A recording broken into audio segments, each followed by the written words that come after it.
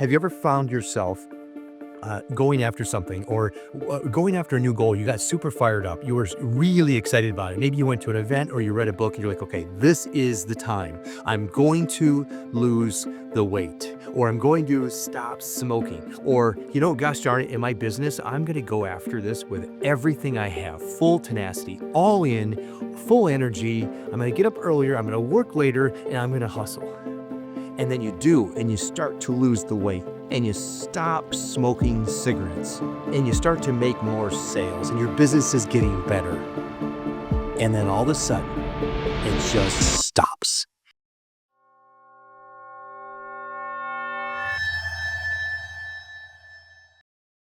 Hey, I just hopped off one of my coaching calls with my coaching group, and I was sharing with them about the self-image and how important that is in the process of change, because the self-image really is the controlling mechanism that controls and regulates the temperature of everything we get in our lives. That's our results, the people we meet, how people perceive us, the actions we take, the inactions, the reasons why we don't take everything. And so it came out like this. Have you ever found yourself going after something or going after a new goal? You got super fired up. You were really excited about it. Maybe you went to an event or you read a book and you're like, okay, this is the time. I'm going to lose the weight, or I'm going to stop smoking, or, gosh darn it, in my business, I'm going to go after this with everything I have, full tenacity, all in, full energy. I'm going to get up earlier. I'm going to work later, and I'm going to hustle. And then you do, and you start to lose the weight, and you stop smoking cigarettes, and you start to make more sales, and your business is getting better. And then all of a sudden, it just stops, and things start to unravel, and you start to pack back on the pounds, and you start to pick up the cigarettes again, and you stop making the sales calls. Well, the reason why this is so hurting and so harmful and so difficult is because we don't know what's at play. And that is exactly what I did in my sales business. Man, I would tell you what I would go after, and I would say and make a committed decision. I'm going to make the calls. I'm going to do the thing that I was afraid to do. And I started to do it. And then I found myself getting distracted and making excuses. And every little thing that came up, I would use that as a reason to not work on the business or in the business to increase my sales and increase my business and my revenue. Until I found out that there's something at play here. And this is the most important thing that I learned that I can share with you and my coaching clients and anybody in the whole world that really is challenged with figuring out, why do I start and stop? What's behind that? And furthermore, how is it that some people in the same exact territory or in the same business model are killing it? They're crushing it. Their results are off the charts. And I'm here. I'm average or subpar. Why is that? What's underneath it? Come to find out, there's a secret. And I'm going to share it with you right now. So stay tuned to the end of this video, because I'm going to give you not only the secret, but I'm going to give you a download, and you can click on it below. But watch to the end, because you're going to really be able to get a hold of this. If you do, I promise you it's going to change your life. The self-image psychology was the greatest breakthrough of the previous century. And the reason why is because their self-image acts like a controlling mechanism. Like, think about it like a thermostat on your wall. It's set it at, like right now in Michigan, it's like 20 degrees outside. So the thermostat inside the building that I'm in is set at 72 degrees.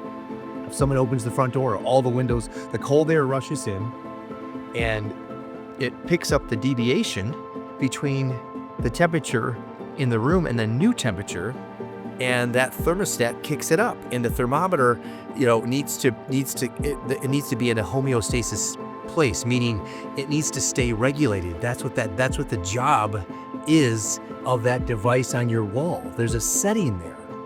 And if there's a temperature deviation, the furnace will kick in because it picks up the deviation. It will bring it right back to the temperature. So think of your self-image like a thermostat. There's a setting. And if your setting's here and your goal is here, there's a gap between where you are and where you want to be. And that gap is where the change needs to happen. So the self-image, you can look at it like this. The self-image is it's a system of ideas that must be consistent with one another. I'll say that one more time because it's super important. It's a system of ideas that must be consistent with one another. And anytime a new idea is introduced, We will reject it because it's not consistent with the idea. So take the example of losing weight, for example. So someone that really wants to shed pounds, if the inner core image, truly the person that they conceive themselves to be, which is what the self-image is, the ego ideal, it's the sort of person I conceive myself to be. If the idea of being thin and fit and muscular doesn't match their inner image, the true image, who they deeply are deep down inside, not the image they might project to people on the outside, but deep down inside, then that's not consistent with the inner image. It will reject it. Now, we can make short-term gains. We can actually shed weight. We can stop smoking. We can stop drinking. We can actually do better in sales and excel in our businesses. But if the image never changes, permanent change never happens. The other thing about the self-image is that we literally cannot operate outside of the boundaries of our image. It's impossible to operate outside of the boundaries of our inner image. That's how powerful the self-image is. I gave the example in my coaching call that if this ball represents if this ball represents the image inside of here, if you cut this out, if you cut this open, there's an inner core, and it's protected by this foam on the outside. It doesn't want you to get inside there. And once it locks up, the glue is put on, and there's the image inside. Now, there's a spiritual aspect of us drawing us forward, begging us to improve, move towards our unique abilities. These are the things that God put us here to do. We're called to that. And yet we have this self-image that is keeping us stuck where we are. It doesn't want us to change. It wants to stay who we are at all costs. So we have spiritual aspect pulling us forward, the spiritual side of our personality. Then you have the self-image that's locked and protected. And so how do we change this? Well, first of all, we have to make a committed decision to do so. We have to want to change. I can't change for you. No one can make that change for you. You have to want it so badly that you're willing to do whatever it takes to make that change. So you have to have a real strong reason for doing so, or you're going to quit. And then secondly, once you've decided you want to change, then you need to do the inner work, the deep work, because we're doing deep work here. Imagine that's inside of here. It doesn't want you to change. It wants you to stay who you are. So when you start to dig in there, the self-image is pushing you back. And it's saying, hey, I'm good where I am. It's going to fight you at every turn. I promise you that. But when you do the work and you spend the time working on the self-image, you're asking yourself, who is it that I need to be? How do I need to show up in the world? Who do I admire that I could adopt a couple of those personality features, a couple of attributes? And we're not talking about being like somebody. We're talking about acknowledging that if I'm a 75 and my goal that I set is 100, there's a gap. There's a 25% deviation between where I am and where I want to be. Well, how am I going to get from 75 to 100? How does somebody that has a net worth of 30 million get to $1 billion, for example? If you want to talk about a money paradigm or a money image, they're there too. It's everywhere. We have to alter the inner image. The sort of person I conceive myself to be needs to be adjusted, because when we get to the place of saying, I'm the sort of person who takes action despite not feeling like it, no matter what, suddenly everything changes, because now that's an identity statement. That's an identity statement. We no longer say things like, I don't know, man, I don't feel like it. I just don't think that I'm worthy of it, or I'm not good at that, because the image has been adjusted so that the core thoughts have changed. So now we believe from the inside out. And that's a lot different than just hustling and doing work, because that'll get you so far. But the inner image has changed. All that work that we're going to be doing flows naturally because the image has changed. The self-concept has been altered. So you are the sort of person who does the thing. So rather than saying, I need to go to the gym, or I go to the gym, you would say something like, I am a healthy person. I'm the sort of person who does things that healthy people do. Because by virtue of that, by extension of that, I go to the gym because that's what healthy people do. I put good food in my face every day. I don't overconsume. I don't overdrink. I drink a lot of water instead of soda. Why? Why or how? Well, why is because that's who I am.